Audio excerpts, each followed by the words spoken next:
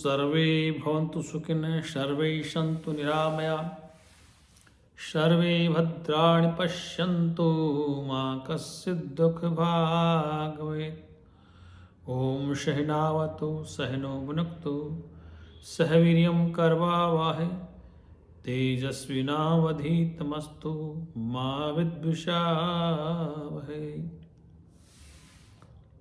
प्रियात्मन, आज सायंकाल की इस सत्संग सभा में हम आपसे फिर चर्चा करते हैं। ऐतरेय उपनिषद के अंतिम श्लोकों में चल रहे थे। ये ऐतरेय उपनिषद का जो अंतिम सार है कि उत्पत्ति, स्थिति और प्रलय ये समान प्रज्ञान यानी ब्रह्म स्थिर रहने वाले अर्थात प्रज्ञा के आश्रित हैं। इस प्रकार पूर्वत ये लोग प्रज्ञानेत्र हैं, अर्थात सभी लोग प्रज्ञारूप नेत्र वाले हैं। संपूर्ण जगत का आश्रय प्रज्ञा ही है, अतः प्रज्ञान ही ब्रह्म है। श्रुति ऐतरेय उपनिषद कहती है तस्मात् प्रज्ञानम ब्रह्म, क्योंकि सर्व एव लोके प्रगा प्रतिष्ठा सर्वस्य जगत है, इसलिए प्रज्ञान ही ब्रह्म है। इसलिए वेद का मंत्र प्रज्ञानम ब्रह्म, ये ऐतरेय उपनिषद कहती है। जो संपूर्ण औपाधिक नाम रूप वाले, विशेषता से रहित, नाम रूप से रहित, नित्य निरंजन, निर्मल निष्क्रिय शांत एक अद्वितीय है, जो नेति नेति इत्यादि, नेति नेति एक संस्कृत शब्द है, न इति न इति, मतलब ये है नहीं ये नहीं, ऐसा कहकर श्रुतियों द्वारा क्रम से समस्त विषयों का बाध करके, समस्त विषयों का बाध इकट्ठा करके जानने योग्य है तथा सब प्रकार से, सभी प्रकार के शब्दाधिक ज्ञान का अविषय है, मतलब शब्द का विषय नहीं। श्रुति कहती शब्दादि ज्ञान का विषय है। सर्व शब्द प्रत्यक अगोचरम, ये श्रुति कहती है।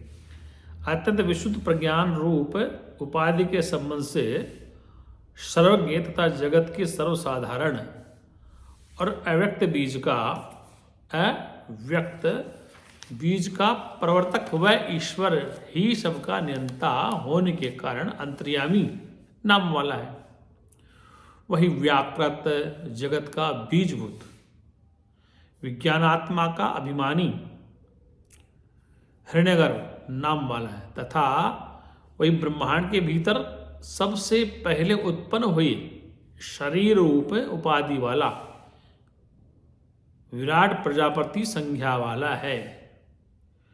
वही उससे उत्पन्न हुए अग्नि आदि उपाधि से देवता संज्ञा वाला है, मतलब वही प्रज्ञा नहीं, ईश्वर ही, तथा उस ब्रह्म को ही, उसी ब्रह्म को ब्रह्मा से लेकर स्तंभ पर्यंत विशेष विशेष शरीरों की उपाधियों में, मतलब नाम रूप की उपाधि में भी उनके नाम और रूप प्राप्त हुए हैं। संपूर्ण उपाधि भेद से विभिन्न वही एक समस्त प्राणियों और तार्किकों द्वारा, मतलब समस्त प्राणी और जितने तर्क करने वाले लोग हैं सब प्रकार से जाना जाता है और अनेक प्रकार से कल्पना किया जाता है। इस विषय में इसे कोई तो अग्नि बतलाते हैं, एतमेकं वदन्त्याम अग्नि मनु मने प्रजापति, श्रुति का मंत्र है।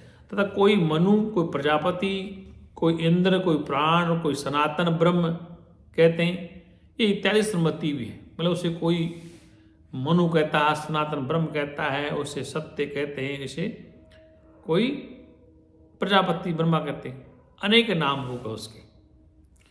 अब अंतिम श्लोक आत्मैक्य वेता की अमृत प्राप्ति, जो आत्मा और ब्रह्म में एकता कर लेता है, ऐसा जो आत्मज्ञ वेता है, जीव और आत्मा की एकता वाला आत्मज्ञ वेता की अमृत प्राप्ति कैसे, तो यहाँ का स एतेन प्रज्ञेन आत्मानं समालोका लोकेन सर्वान कामान अप्राप्तम समत्व वह वामदेव कहते हैं कामानाप्त अमृतव वह वामदेव इस चैतन्य स्वरूप से ही वामदेव ऋषि इसी चैतन्य स्वरूप से ही इस लोक से उत्तरक्रमण कर इंद्रियातीत स्वरलोक में संपूर्ण कामनाओं को प्राप्त कर अमर हो गया, अमर हो गई।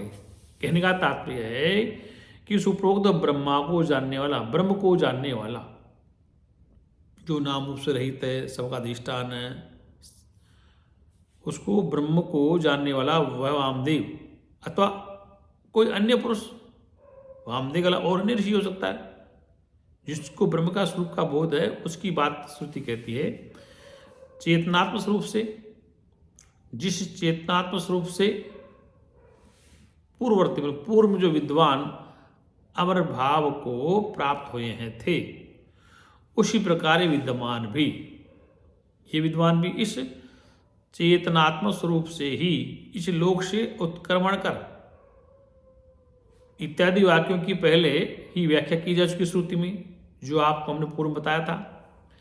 अर्थात इस लोक से उत्क्रमण कर इंद्रियातीत स्वर्गलोक में संपूर्ण कामनाएं पाकर अमर हो गया, अमर हो गया। अब यहाँ पर स्वर्गलोक का तात्पर्य है मुक्ति से तात्पर्य श्रुति कहती है, स्वर्ग नहीं बताया। स्वर्ग यहाँ स्वर्ग का तात्पर्य श्रुति समृति ने मुक्ति से लिया है अभिप्राय।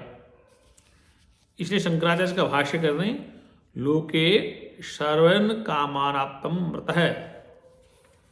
इस प्रकार कहा गया कि उस ज्ञानी के प्राण क्रमण नहीं करते। इसलिए ऐतरेय उपनिषद आज पूर्ण होती है और कल प्रातःकाल हम तैतृय उपनिषद का प्रारंभ करेंगे, क्योंकि तैतृय श्रुति भी बहुत लंबी श्रुति है, उपनिषद है। उसमें कुछ कुछ आपके सामने हम प्रस्तुत करेंगे। कल प्रातःकाल हम तैतृय उपनिषद सत्संग प्रारंभ करेंगे। प्रेम से वह सच्चिदानंद भगवान की से। तो कहने का अभिप्राय यह है कि श्रुति उपनिषदों का हम स्वाध्याय क्यों कर रहे हैं? क्योंकि प्रक्रियाबद्ध ग्रंथ हैं। किसी गुरुकुल में गुरु के सामने में रहकर हमेशा ही सनातन सिद्धांत रहा है कि गुरु के पास अगर प्रक्रियाबद्ध ग्रंथ को स्वाध्याय करने से उसमें स्थिरता आती है, ठहरता है। और ऊपर ऊपरी बातें सुन ली तो उसमें उसका कल्याण नहीं होता है। ये प्रक्रियावर्त ग्रंथ श्रवण करने से, उसका स्वाध्याय करने से समस्त शंकाओं का समाधान हो जाता है। ये जितने भी हमारे उपनिषद हैं ये प्रक्रियावर्त हैं, प्रोसीजर है। प्रक्रिया मतलब प्रोसीजर है कि आज क्या पढ़ेंगे, कल क्या होगा, इसके बाद ये सब श्रुतियों में सिद्धांत। प्रेम से वो सच्चिदानंद भगवान की जय।